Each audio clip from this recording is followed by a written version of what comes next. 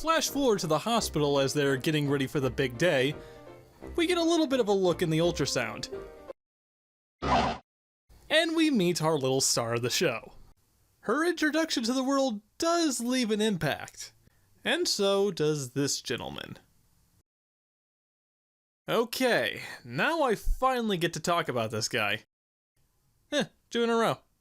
Introducing this character, who looks a little like James Caddick from DC Comics. I wonder why that is. But regardless of that, he makes a very striking first impression. Yeah.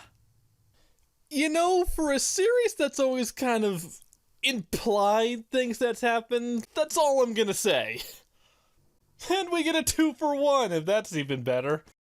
His name is currently unknown, usually being referred to as the Invisible Top Hat Guy, or Phantom, the same name as his ghost type. I personally always refer to him as Huey the Hidden Husher because, I don't know, why not? But funny enough, on a Patreon-only livestream, they accidentally blurted out his name. And no, I'm not telling what it is. Let's break these down because there's a lot to take in. So when Huey literally silenced this lady, it makes me wonder if he also affected Erma. As asked before to the creator, who wittingly replied, "No one lets her, including me." Trolling or not, I think we do never see her speak on panel, as they probably would have noted this kid being mute prior to this. But there's more. He gets closer to Erma, which is really fucking creepy, by the way, muttering how everyone and the world are going to cease because of her. I'd say that's a big deal, but honestly, Apocalypse Man and Erma almost seems like par for the course by this point. He exits with a peck, and heads to the roof, while claiming some more victims, cause, you know, of course. Looks up and utters, "Your move." In the main comic, he's been keeping his eye on Erma. You can even spot him in the background a few times. Believe it or not, he's been snooping around during some critical events, like the Wallace Dummy incident, and could be found a few times in Japan. This dude is just that dedicated. By all accounts, he's Erma's version of the purple guy from Five Nights at Freddy's. Also, I can't figure out why. Oh, and before all that, concurrently, Erma's cries catch the attention of multiple monsters throughout the world, and this new character, who has been scrutinizing some sort of event, declaring that something has begun, and since then he's even gotten his own comic series. There's a lot to grab your attention, and it almost does it too well since it ends up overshadowing the prior plots. The later half became more interested in setting up for the future rather than being its own story.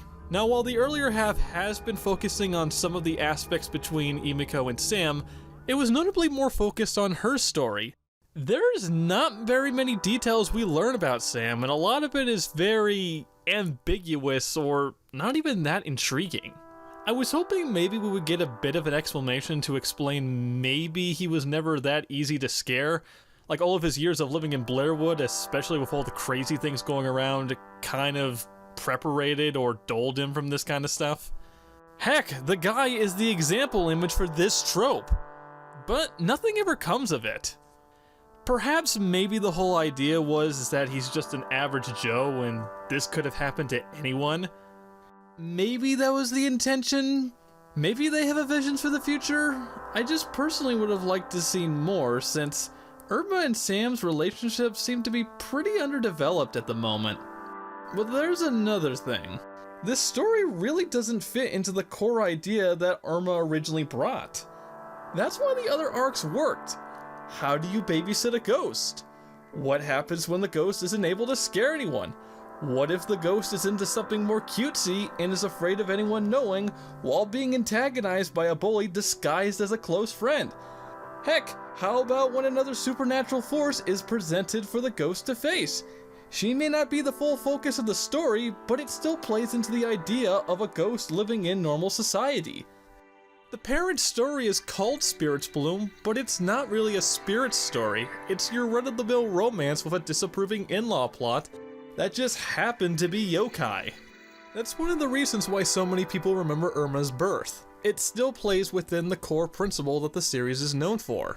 You notice the lack of attention on Sam and Emiko during that section? That's because they hardly play a role during it. Honestly, for their parts of the story, you could just cut out all of the horror aspects, slightly adjust the tone to be more appropriate, and very little would have changed. Though to be fair, I guess I can't say I didn't really know what to expect from them. Prior to this, there wasn't really much established with Erma's parents. It was just kind of this thing that happened. I guess I just got the impression that the gaps were never quite filled, at least to a satisfying degree.